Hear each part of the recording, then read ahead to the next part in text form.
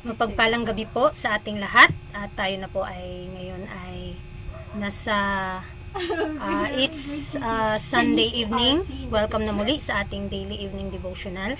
At tayo po ay pangungunahan ni Brother Franklin Tina sa pag-aaral ng salita ng Panginoon. Ngunit bago po yan, tayo po muna ay aawit ng ating opening song at susundan po yan ng opening prayer. What is this?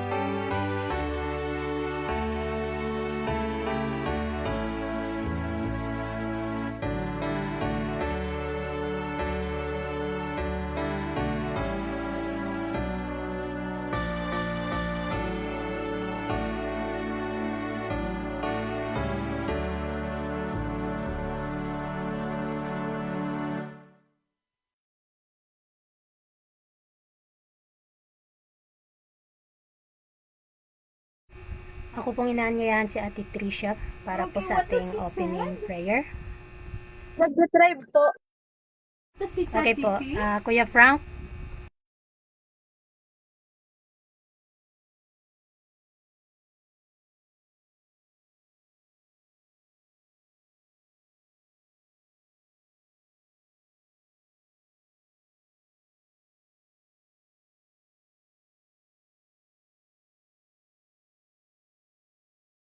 Okay, let's pray. Amang banal na sa mga langit, maraming salamat Panginoon sa buong araw na inyo po kaming ginabayan at muli po kaming makakapag-aral ng inyong mga salita sa mga oras na ito. Tulungan kami, namin po itong maintindihan. At salamat Panginoon sa pagdinig sa aming dalangin, sa pangalan ni Jesus. Amen.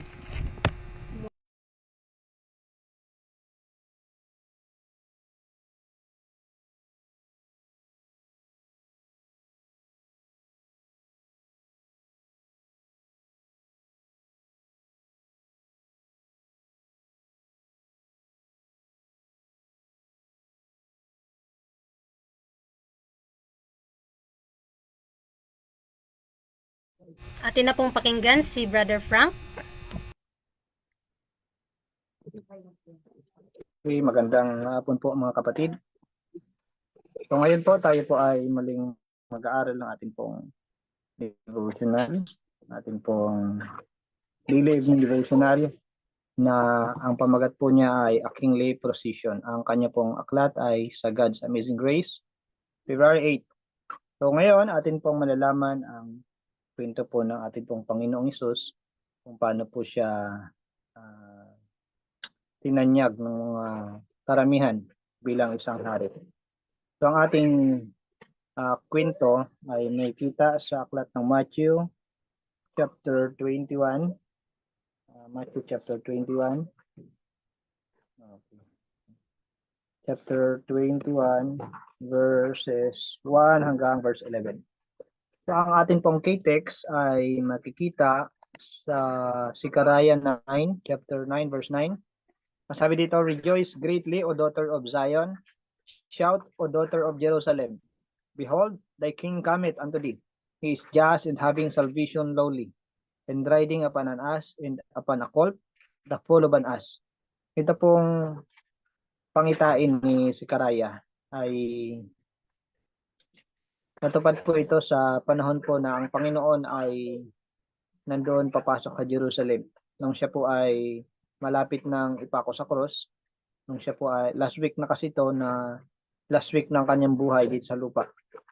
Pagkatapos po ng bagay na ito, yung naging karanasan niya, yung katuparan ng hula na ito, ay pinangtatapon niya yung mga tinda sa Jerusalem. Dahil ang bagay na ito, naging katuparan niya, ay nakita ng Panginoon na malapit na ang kanyang kamatayan, kaya ginawa niya na yung nararapat. Hindi niya ipinapaalam sa marami na siya ang tagapagligtas. Kaya natatago sa hiwaga yung salita niya habang malayo pa ang oras. At naihayag niya lang ito nung malapit na yung tamang oras na siya po ay ipapako na sa cross. Ang ating pong first na paragraph ay ating pong mababasa. Ang sabi po dito, Sister Daniela. Sabi po dito, 500 years before the birth of Christ, the prophet Zechariah thus foretold the coming of the King of Israel. Christ was following the Jewish custom for a royal entry. No sooner was he seated upon the court than a loud shout of triumph rent the air. The multitude hailed him as Messiah, their king.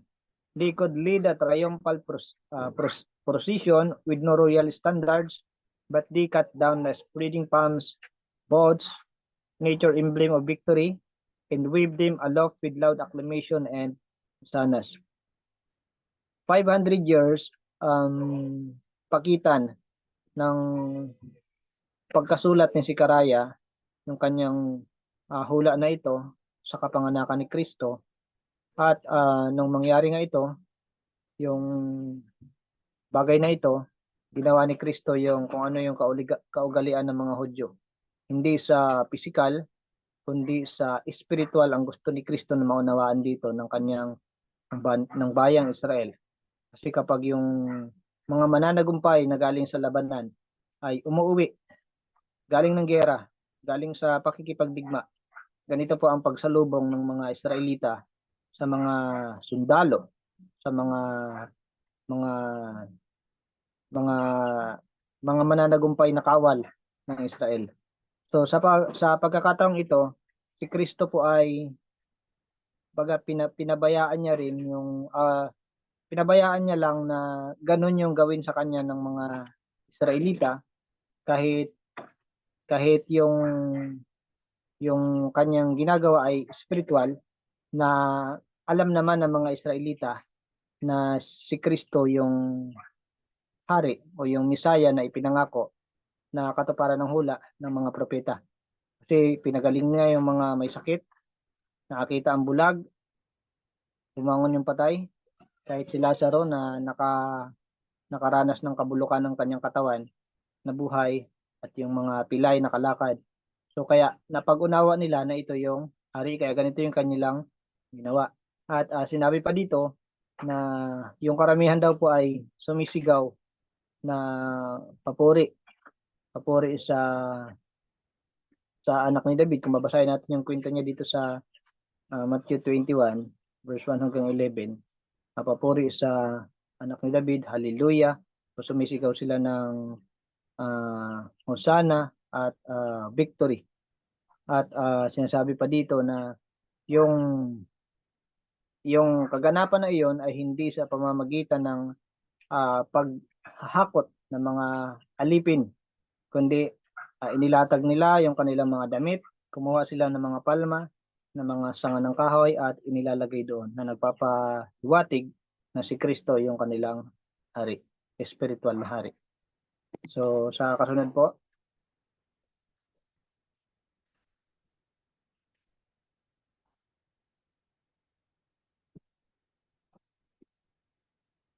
never before in his earthly life had Christ permitted such a demonstration. He clearly foresaw the result. It would bring him to the cross, but it was his purpose thus publicly to present himself as the Redeemer. He desired to call attention to the sacrifice that was to crown his mission. So ayaw sana ni Kristo na mabisto kaagad. Kaya nga hindi niya ginagawa yung mga bagay na di ba tumatakbo siya sa bundok ng Olibo kung siya ay itatanyag na hari dahil hindi pa oras. Pero sa pagkataong ito, pinahintulutan ito ni Kristo dahil malapit na nga yung oras.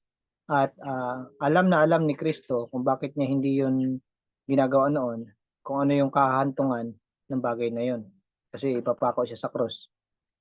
Ngunit ito nga yung kalooban ng Diyos at ito rin naman yung kanyang misyon na ipaalam sa lahat siya ang tagapagligtas.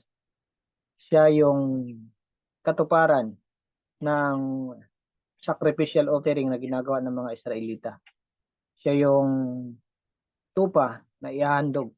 At yung dugo ng mga tupa na iwiwisik ay yung kanyang dugo na buhos doon sa Kalbaryo. So ito yung gusto niya ring ipaunawa para matanggal sa isipan ng mga Israelita yung paghahain nila at gawa na naman ng kasalanan tapos maghahain na naman sila.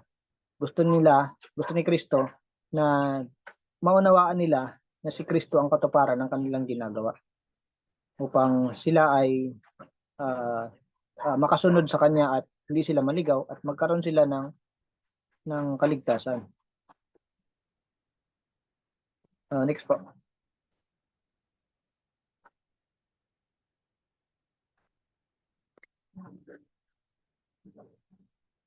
Never before had the world seen such a triumphal procession.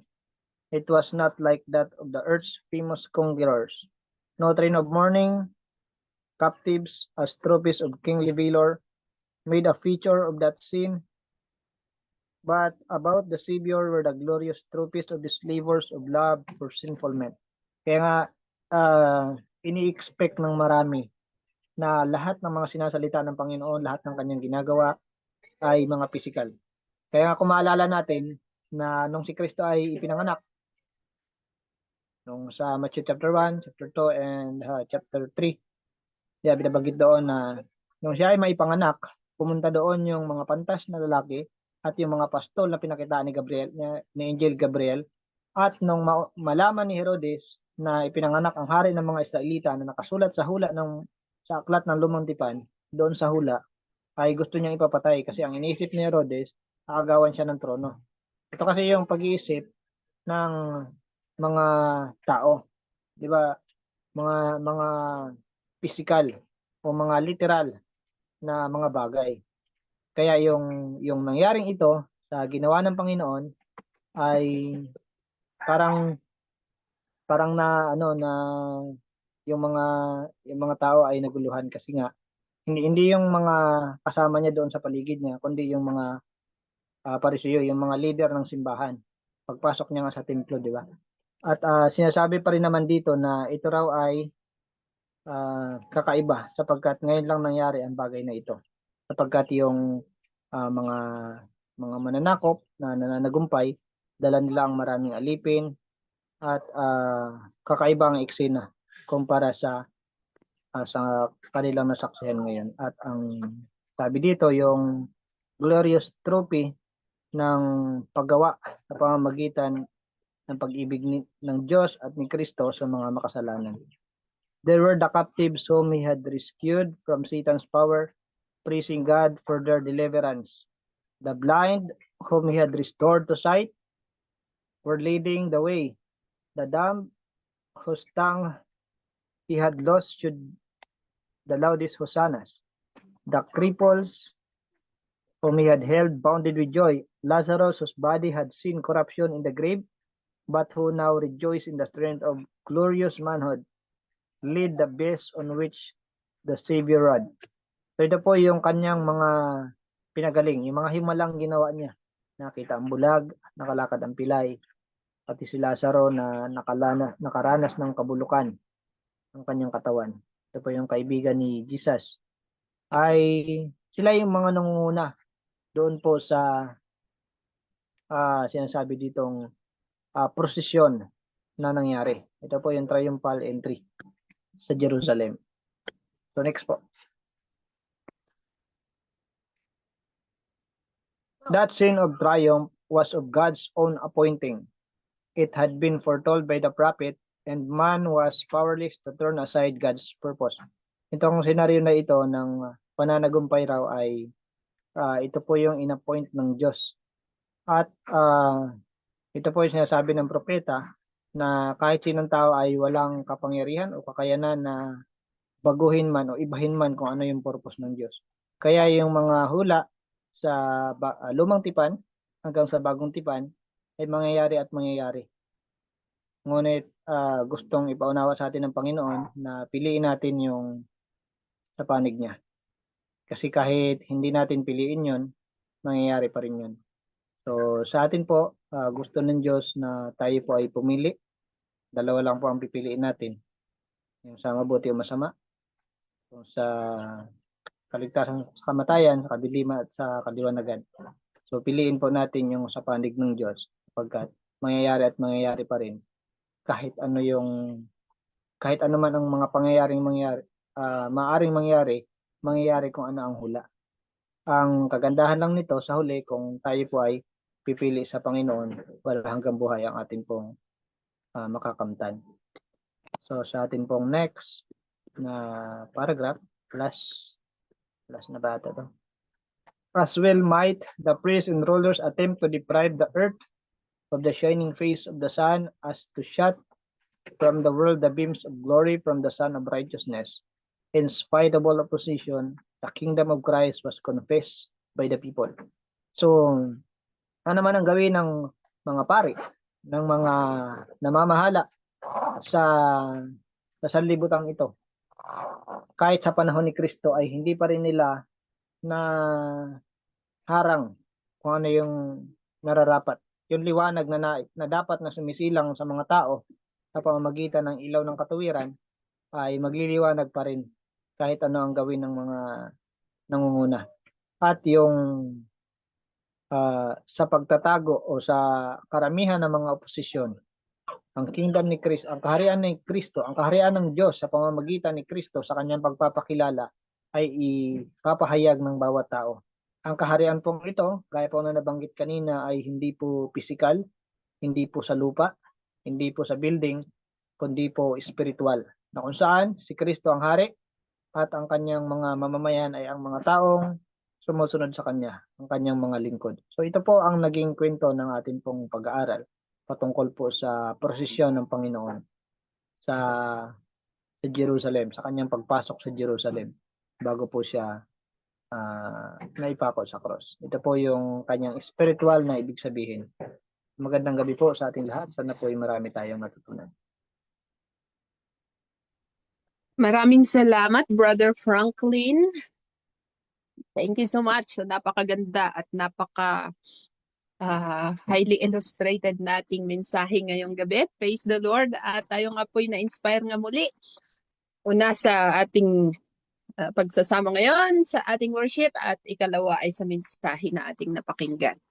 So nakita po natin, no, alam mo, nabigyan talaga ako ng hope na yung sabi mo kanina na hindi napigilan ng mga Fariseo yung parada na nagawa ng mga tao. Alam niyo, isa pa sa nakaka-touch talaga sa akin dito is yung sabi na, yung mga nag-lead ng krusada kasi, hindi naman mga leaders.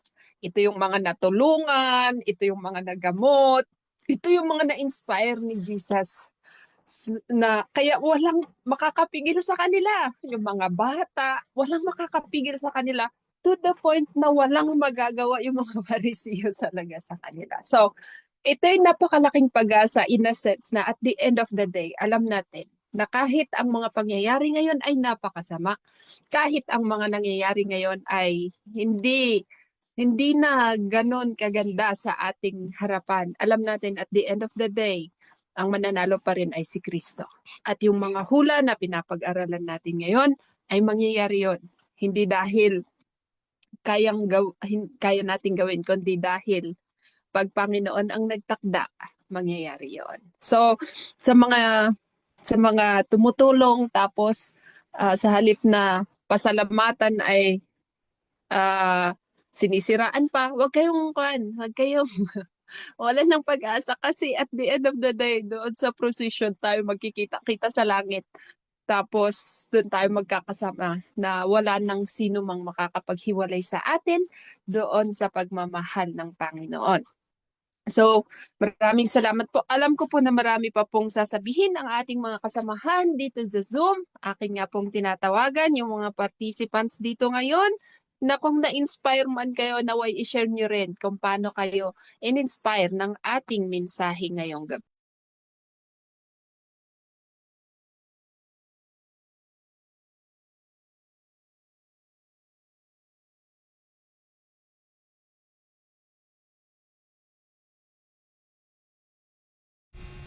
Ayan, so napakaganda po nating napag-aralan. Tumutukoy ito talaga sa tagumpay ni Kristo.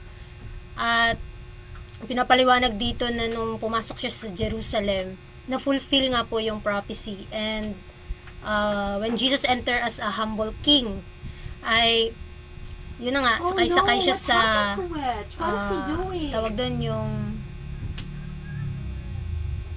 sinasabi dito, riding on a colt, showing that his kingdom is not earthly. Yung pinag-aralan pa nga natin kagabi, ay pinakita ng Panginoon na ang kanyang kaharian ay itatayo niya sa bawat puso ng tao, na kapag ito'y dinadala nila, ay may papakita nga nila yung buhay ng ating Panginoon. At yun na nga, napakaganda po kasi kapag nakaranas ka ng pagmamahal ng Panginoon, may inspire ka na i-share sa iba.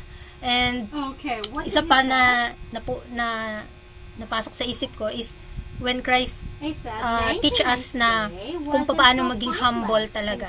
Na ano man yung ano man yung pinagdaanan mo ay nandyan siya para tulungan ka. At sinasabi nga sa ating napag-aralan na for the first time, he allowed public praise because he was openly presenting himself. Yung sarili niya, ipiniresenta niya bilang tagapagligtas natin. So kung tinanggap natin si Kristo, magiging gaya din tayo sa Kanya. Sa Kanyang character at the same time, sa tagumpay na maidudulot niya sa atin. Kaya yun lamang po ang aking insight. Very good. Thank you so much, Sister Daniela. At maraming salamat sa pag-remind sa atin na si Jesus hindi siya pumunta sa una niyang pagpunta dito para sa earthly kingdom, kundi yung kanyang kaharian ay kanyang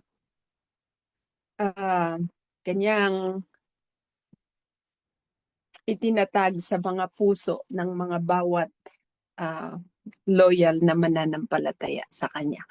Kaya it's the thing that are spiritual that only those that have the Spirit of Christ can discern it as well.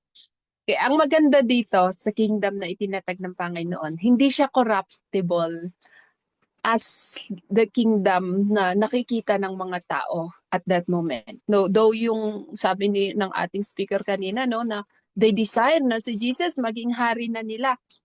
Pero ayaw ni Jesus yung ganun lang kababaw na kingdom. Kasi ang gusto niya yung kingdom ng Ama, nawa, yun ang mangyari. And then He works within every heart of the people. Thank you so much. Sino pa po ang ating mga kasamahan dito po sa Zoom na pwede pa pong magbigay ng kanilang opinion at mga inspiration sa atin pong narinig na mensahe ngayon?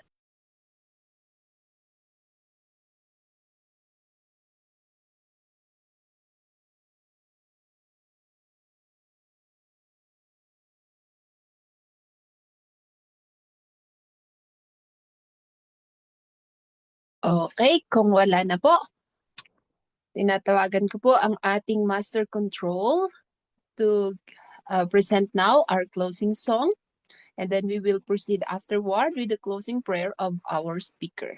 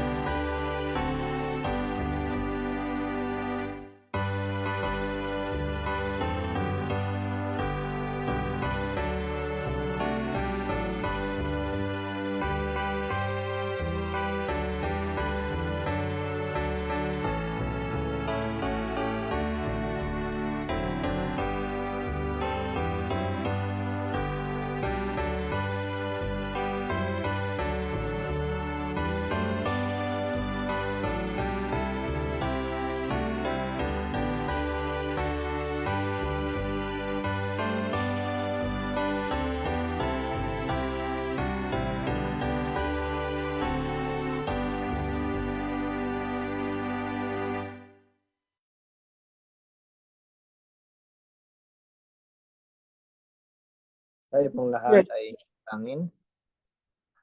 Ama namin sa kaitaasan po kayo ng mga langit. Kami po ay muling narito sa inyong harapan na naniniklohod at nagpapakumbaba.